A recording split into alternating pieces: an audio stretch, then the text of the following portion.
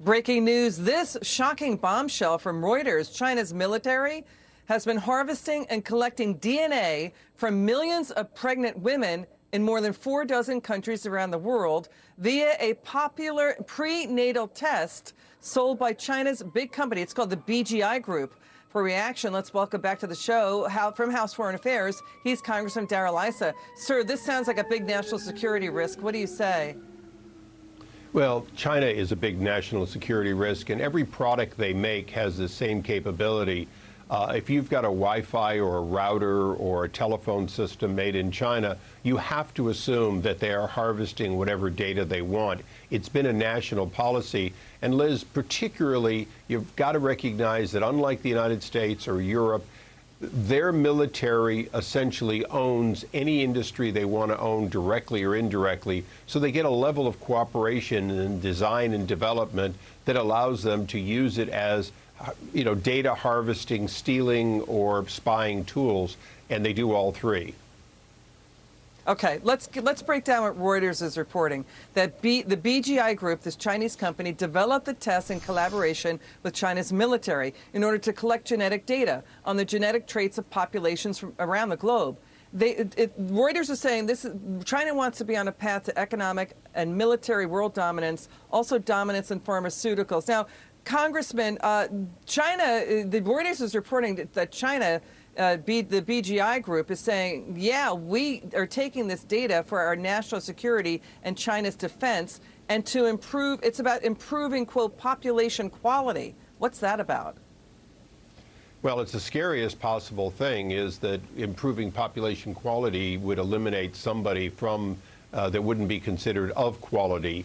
And when you look at what happened with COVID-19, and you look at the question of what if the next virus targets specific genetic traits that are found in one country or one people and not another, it is a thing of science fiction, but it's also the thing of science fact. And that's what we're dealing with China, is that nothing is out of the possibility, at least for them to explore on their path to world dominance.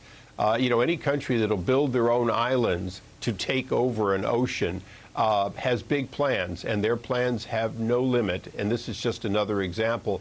But again, Liz, you've got to look at their history of data collection. It is not without a purpose. It always has a purpose. Well, this puts into new context why China is accused of covering up the origins of the outbreak in Wuhan, and how the Wuhan lab was collaborating with the Chinese military, and also that Dr. Fauci and the NIH was funding the Wuhan lab supervirus research. So the other thing that Reuters is reporting is that, China is using this DNA data bank. They've got the biggest DNA data bank from around the world. They've got in the world, rather. China is running the biggest DNA data bank in the world, and that they're using the DNA that they're harvesting via this prenatal test that the BGI Group sells. That's the Chinese company. It's a popular test too. Maybe they're talking about genetically enhanced soldiers, pathogens that would target Americans or other populations around the world, target the food supply. So what can the U.S. Congress do about this? Well, I think we have to do what President Trump was doing, and that is treat China as an existential threat, treat them as an evil empire, to paraphrase President Reagan, and recognize that we are in an economic war, but we're also in a war that we have a history on. And the history is that each time we see a new threat, we find out we gave or sold that threat to the Chinese. The communists have said forever that when they hang us, they'll do it with a rope. We sold them. And in this case, buying discounted products by countries all over the world that allowed them to harvest it, that's in addition to the kind of data harvesting, spying they might do by raiding our DNA tranches here.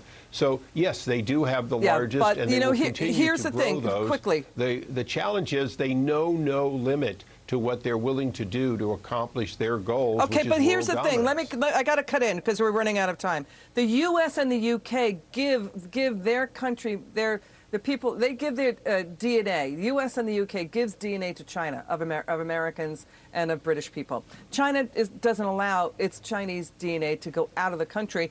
China has been accused of genocide. And now the Reuters final word, Reuters is reporting that what China could be doing is singling out Tibetans or singling out Uyghurs and their traits and characteristics. Your final word. That there's nothing scarier than a racial purity government, even one that just thinks about it or considers it. But remember, a disease could easily be developed that would only be have immunity by a chosen group or the like. So are we facing that? Yes. And I think after COVID-19, we have to recognize that we cannot take chances with China. We have to have defenses that are affirmative, especially in data. Congressman Darrell Issa, thanks for joining us. It's good to see you.